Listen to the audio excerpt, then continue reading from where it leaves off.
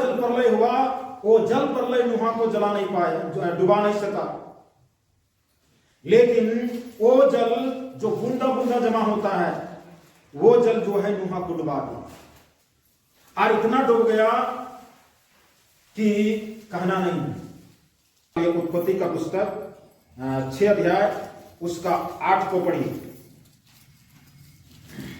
परंतु यहोवा के अनुग्रह की दृष्टि नूह पर बनी रही। नूह की वंशावली यह है, नूह धर्मी पुरुष और अपने समय के लोगों में खरा था, और नूह परमेश्वर ही के साथ साथ चलता रहा। नूहा के अंदर में ये सारे गुण भरा हुआ था परमेश्वर की दृष्टि में। हालेलुया। उस समय अगर हम लोग 6 का 1 से पढ़ेंगे तो लिखा हुआ है कि सारा धरती जो है मनुष्य की उपद्रव, मनुष्य की पाप बुराई, जैसा जैसा लोग को मन में हो रहा था वैसे वैसे लोग करते जा रहे थे, और करते करते धरती में पाप बुराई बढ़ गया, और पाप बुराई बढ़ गया।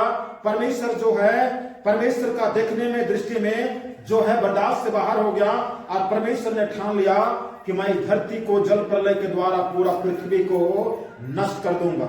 लिखा नूह धर्मी पुरुष और अपने समय के लोगों में खरा था। अपने उस समय के लोगों में सबसे खरा व्यक्ति, धर्मी व्यक्ति और परमेश्वर के साथ साथ चलने वाला व्यक्ति। हालेलुया। परमेश्वर के साथ साथ चलने वाला व्यक्ति था। ये नूह का गुण था, नूह का विशेषता। और परमेश्वर नूह को बचाना चाहता था। नूह के साथ में नूह के परिवार 8 सदस्य थे। 8 सदस्य को परमेश्वर नूह समेत बचाना चाहता था। साथ में जितना भी जीव जंतु हैं वो सब में 2-2 प्राणी, नर और मादा को बचाना चाहता था। हालेलुया। तो परमेश्वर को पूछा था, हे परमेश्वर, आप तो असंभव को भी संभव बदलता, आपके लिए कोई भी काम असंभव नहीं है। अगर आदमी मर ही जाता है तो आप तो जैसे आदम हवा को बनाए थे वैसे बना सकते थे, जैसे और जीव जंतु को बनाए थे वैसे तो और बना सकते थे। तो फिर नूह के जहाज में हाथी और घोड़ा और ऊंट, कटारा ये सब जाने की जरूरत क्यों है? हालेलुया। फिर नूह को बचाने की जरूरत क्यों है? नूह धर्मी था, परमेश्वर के साथ चलने वाला व्यक्ति था, खराई में चलने वाला व्यक्ति था। उस संसार में मात्र एक ही व्यक्ति था, नूह, जो धर्मी था। और उसको परमेश्वर कहता है कि आपको जहाज बनाना है। किस लकड़ी का जहाज बनाना है बता दिया। गोपीर वृक्ष का जहाज बनाना है। कितना लंबा, कितना चौड़ा, कितना खिड़की, कितना दरवाजा, सब कुछ को बनाना है। हालेलुया। दरवाजा कहें तो इतना बड़ा दरवाजा नहीं, इतना बड़ा दरवाजा में हाथी नहीं घुस, इतना बड़ा दरवाजा कि हाथी घुस सके। तो इस प्रकार से दरवाजा बनाना। और बनाने के बाद में हम लोग जानते हैं कि जल प्रलय हुआ। 40 दिन और 40 रात मूसलाधार बारिश बिना रुके आसमान से भी गिर रहा है, धरती के नीचे से भी, मतलब चारों घर से ही वर्षा हो रहा है। और चारों वर्ष की वर्षा के द्वारा पूरा पृथ्वी जलमग्न हो गया। कोई ऐसी जगह नहीं बचा जहां पर आदमी पैर रख सके और जी सके। हालेलुया। सारे जीव जंतु मर गए। बड़े बड़े बुद्धिजीवी लोग, बड़े बड़े वैज्ञानिक, नेता, मंत्री, अकल ज्ञानी, फरिश्ती, शास्त्री, सारे लोग जो हैं उस जल प्रलय में भस्म हो गए। हालेलुया। सारे बड़े बड़े नामी व्यक्ति लोग, बड़े बड़े हिटलर, बड़े बड़े जो धन दौलत रुपया पैसा, करोड़पति, रोडपति, सब लोग जो हैं उस पानी में जो है डूब गए। लेकिन जो है ये धर्मी नूह नहीं डूबा। हालेलुया। इसको परमेश्वर ने बचाया, इसको परमेश्वर ने इनको बचाया। परमेश्वर ने ही बोला कि इसको बचाना, क्योंकि इसी के द्वारा फिर आगे वंशज बढ़ेगा, इसी के द्वारा फिर जनसंख्या बढ़ेगा, और हम सब जितना भी धरती में हम नूहा की संतान। लोग मरते मरते भी नूहा का स्मरण आता होगा कि नूहा एक धर्मी व्यक्ति होगा, तभी वो बचाएगा। लेकिन क्या होता है लास्ट में? प्रभु परमेश्वर जो आदि है वो अंत भी है। हालेलुया। परमेश्वर कहता है प्रारंभ से अंत उत्तम है। हम लोग 9 उत्पत्ति 9 अध्याय उस 9 का जो है 18, 19, 20 को पढ़ेंगे। नूह के पुत्र जो जहाज वे सोम, हाम और यपेत थे, और हाम कानान का पुत्र हुआ था। कानान का पिता हुआ। नूह के 3 पुत्र ये ही हैं, और इनका वंश सारी पृथ्वी पर फैल गया। नूह किसानी करने लगा। उनके नूह जो है किसानी करने लगा। क्या करने लगा?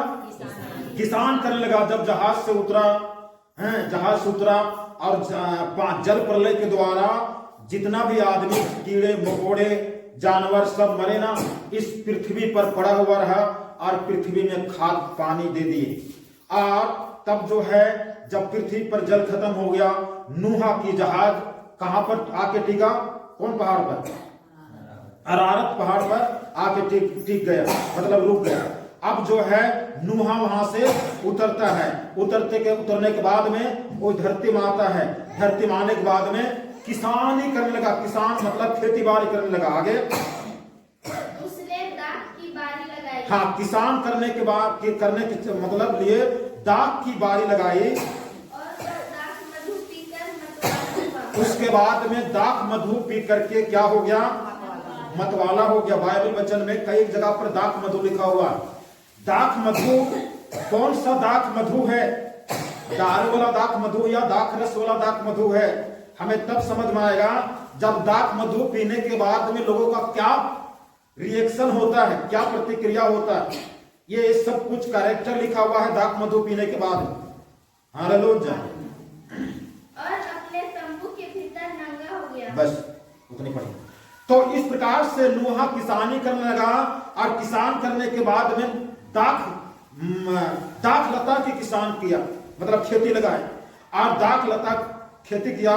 उस दाख लता से जो फल फलाना, उस फल को जो है खाया नहीं, उसको बर्तन में रख करके कई महीना तक गलाया, और गलाने के बाद में उससे जो बनाना उसको पीना शुरू कर दिया। और पीने के बाद में नशा में मतवालेपन लिखा हुआ है। दाख मधु पीने के बाद में मतवाला हो गया। और मतवाला इतना हो गया कि शरीर में कपड़ा पहना है कि नहीं पहना वो भी होश में नहीं। इतना बड़ा जल प्रलय हुआ। वो जल प्रलय नूहा को जला नहीं पाया, जो डुबा नहीं सका। लेकिन वो जल जो बूंदा बूंदा जमा होता है, वो जल जो है नूहा को डुबा दिया। और इतना डूब गया कि कहना नहीं। ये धर्मी वाला व्यक्ति, परमेश्वर के साथ चलने वाला व्यक्ति, परमेश्वर के साथ में खड़ा वाला व्यक्ति, संसार में सबसे अधिक, सबसे पहला व्यक्ति और एक ही व्यक्ति जो धार्मिकता का जीवन बिताने वाला व्यक्ति अंत में क्या कर रहा है? हालेलुया। इतना बड़ा जल प्रलय उनको नहीं डुबाया, ये बूंदा बूंदा जमा होने वाला जल प्रलय डुबा दिया। कितना बड़ा ताकत है, बूंदा बूंदा में जमा होता है। हालेलुया। कोई भी चीज को हमें हल्के में नहीं लेना। शैतान की कोई भी छोटा सा काम को हल्के में लेना नहीं। शैतान का छोटा मोटा काम को हल्के में लेना नहीं है। नहीं तो ये हल्के वाला चीज नहीं, क्या होगा? ये बूंदा बूंदा 2 बूंद ले लेंगे। ये 2 बूंद जो है ना, पोलियो का बच्चे लोग का पोलियो का दवा देते हैं ना, 2 बूंद। ये 2 बूंद जो बूंदे बूंदे ये बहुत खतरनाक है। हालेलुया। इतना बड़ा जल प्रलय उनको डुबा नहीं सका, परमेश्वर उनको बचाया। ये बूंदा बूंदा जो है ना उसको डुबा दिया। हमारा अंत कहाँ? हालेलुया। देखिए कहां पर कितना ताकत है। इतना बड़ा जल प्रलय उनको ताकत नहीं हुआ कि इस धर्मी व्यक्ति को डुबा सके।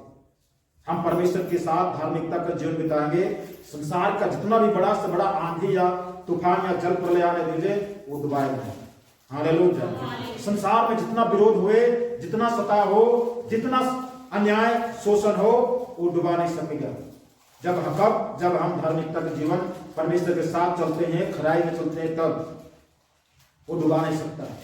लेकिन जिस दिन हम भटक जाएंगे, हमारा अंतिम क्षण जो है सारिक हो जाएगा, तब जो है हमारा डूबने का गारा आ जाएगा। ये बूंदा बूंदा दाख की बारी लगाया, और दाख की बारी के द्वारा दाख से जो फल फलाना, उस फल को गला करके बूंदे बूंदे जो जमा किया वो पिया। पीने के बाद में धरती तिरछी दिखने लगी, और तिरछी दिखने लगी, उसके बाद में मतवालापन हो गया और नंगे भी हो गए। आइए अपने आप को बंद करें। हमारा